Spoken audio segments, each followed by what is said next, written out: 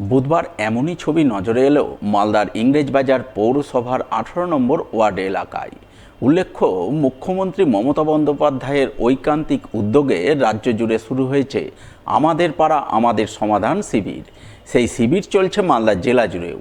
বুধবার মালদা জেলা প্রশাসনের উদ্যোগে এবং ইংরেজবাজার পৌরসভার সহযোগিতায় পাড়ায় সমাধান শিবির বসে 18 নম্বর ওয়ার্ডের মহেশমাটি ধীরেন্দ্রনাথ সাহা বিদ্যাভবনে, যার আনুষ্ঠানিক উদ্বোধন করেন জেলা শাসক নিতিন সিংহানিয়া।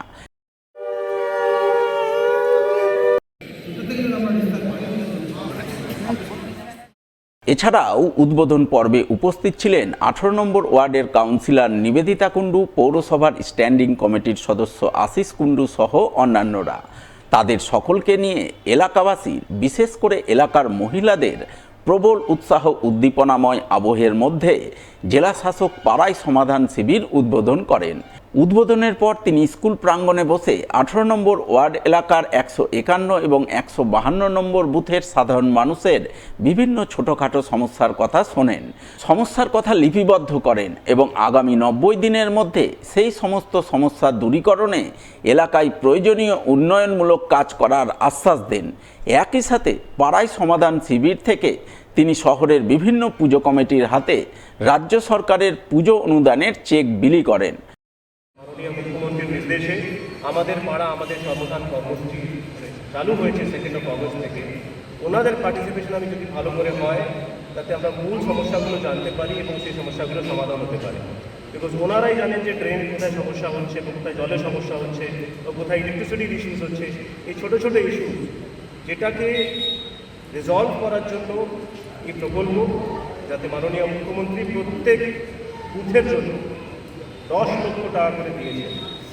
এটা কিন্তু আজ পর্যন্ত ভারতে অন্যান্য কোনো রাজ্যে এইভাবে বটমস আপ অ্যাপ্রোচ, কিন্তু প্রথম ওয়ার্ডে যারা মানুষরা আছেন তারা ডিসাইড করছেন যে কী স্কিম হবে। এটা আমার মনে হয় কোনোদিন হয়নি, এবং এটার জন্য আপনারা সবাই নিশ্চয়ই, আমি মনে করি আপনাদের যে মূল সমস্যাগুলো সেগুলো আপনারা কিন্তু রিজলভ করতে পারেন। এই প্রসঙ্গে ইংরেজবাজার পৌরসভার স্ট্যান্ডিং কমিটির সদস্য আশিস কুণ্ডু বলেন, ইতিমধ্যেই রাজ্যের মুখ্যমন্ত্রী মমতা বন্দ্যোপাধ্যায় তার 94টি জনকল্যাণমূলক প্রকল্পের মাধ্যমে রাজ্যবাসীকে আত্মীয়তার বন্ধনে বেঁধে ফেলেছেন। এরপর নতুন করে রাজ্যবাসীর ছোটোখাটো সমস্যার কথা শুনতে সেই সমস্যার সমাধান করতে চালু করেছেন পাড়ায় সমাধান শিবির।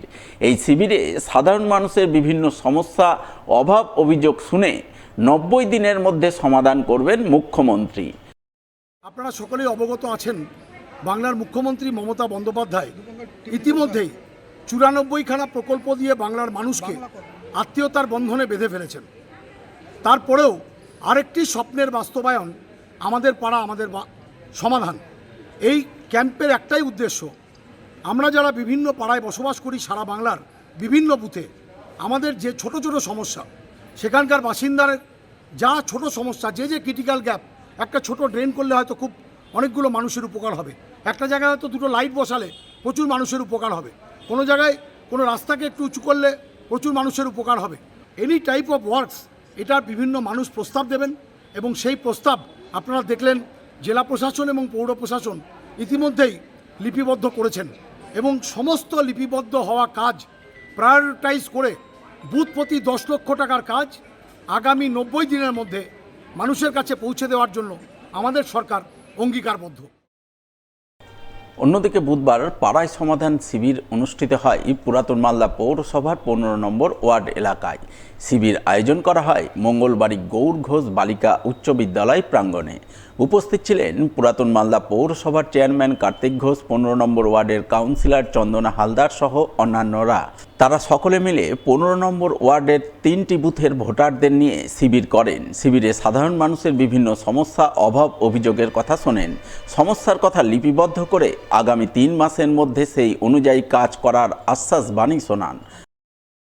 আজকে আমাদের 15 নম্বর ওয়ার্ডে 3টে বুথ নিয়ে আমাদের পাড়া আমাদের সমাধান আজকে হচ্ছে। মানুষ 3টে বুথের মানুষ নিজেদের সমস্যা নিজেরাই তুলে ধরছে।